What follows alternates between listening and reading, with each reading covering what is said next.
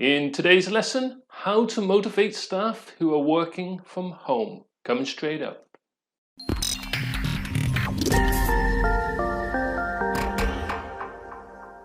I'm Paul Simmons of Simmons Training. I'm going to minimize myself into the bottom corner, and then we're going to walk through how to motivate staff working from home. First thing is to hire the right staff and the right person for the job. This might seem obvious to a certain extent, but the point here is that you want to start asking certain questions in the interview process. So you're going to kind of adapt the interview process and how you hire employees in order to make sure that you have employees who are perfect for working from home. They will need to be able to work alone. They will need to be able to be self-motivated. So you want to start asking these questions in the interviews. Working from home is not for everyone. Some staff will crave the social interactions that they get when they're working in an office in the same physical space as their colleagues. Of course, in certain situations, staff may be forced to work from home, such as during the coronavirus. But the point here is we're talking about long-term staff, and if you're hiring and they're going to be working remotely, make sure that you have a clear idea of what kind of characteristics you will be looking for in the person you hire. Number 2, provide virtual onboarding for new staff. Onboarding is the term used in American English, or we would say induction training in British English. So you want to provide virtual onboarding. So that means when you have a new member of the virtual team, somebody working from home who's joined your company, you want to do certain things to integrate them into the company and into the team. So you want to do an introduction to the team, to the organization, make sure they understand the mission statement and the culture of the company. But just because they're working remotely, it does not mean that you cannot use onboarding for virtual team members. If the member of staff is working remotely and working a long distance away, it may not be possible to do all of the onboarding processes that you would want to. It's better to try and meet the new employee in person, show them around the company headquarters, make sure they get a feel, a real kind of embodied feel for the sense of the business for the company. Now, if you cannot do this, at least you can certainly arrange a video conference with the rest of the team, give the team a chance to meet virtually this new team member. Also, you want to do things that are common in the onboarding or induction process. You want to, for example, give the new team member a mentor. So choose someone else who would be a good mentor and who they can talk to virtually in virtual meetings, who they can connect with, and who they can ask questions directly to. So you can still do a lot of the onboarding and induction process and do it virtually. But of course, if you have the chance to bring them into the company, into the physical building, then it is always best to do so. One thing you might want to do is download the free onboarding checklist that you can download for free there. So you just enter your name and email address and click I want this, and you will be able to download the free checklist. This checklist was not designed for virtual employees, but you can easily adapt it. Point number 3, you want to set clear expectations for their virtual workload. So even in the normal workplace where they're working in the same physical building, setting the expectations is an important thing to do anyway as a manager for your employees. But it's even more important when you are working virtually or when your staff are working virtually.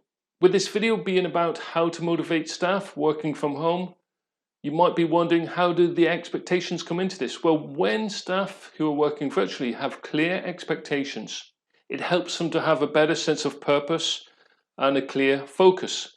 So this focus and clear expectations helps to give them structure.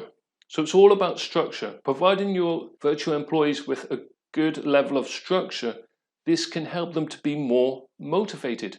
If they are more motivated, it can be better for you because you're getting better productivity out of your virtual employees, and you're generally going to have happier staff. Set clear goals for staff working from home. So it's about aligning individual goals with the overriding team goals. So when you have staff working from home, of course, it needs to match with what you are trying to achieve as a team, as a company. This can be important in terms of motivation for staff working from home because it will give them a better sense of purpose.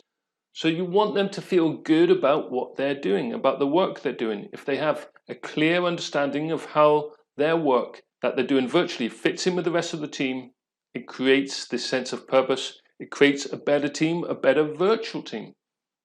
Number 5, monitor and assess staff performance. Performance management is important for virtual teams too. So even if you cannot talk to your staff directly in person in the same physical space, you can still collect feedback from your team members. And this will help you to identify impediments that need to be overcome for the team.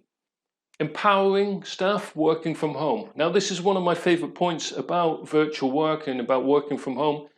It gives staff, it gives your team members the chance to really be empowered. It's quite incredible because I think that you find a lot of staff will really take on board the opportunity to be trusted and to be able to kind of guide and shape their own workload a little bit more. And some staff really embrace this and really thrive.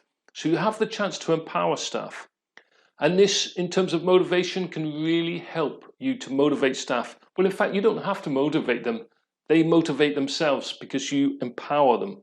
So empower staff working from home if you possibly can.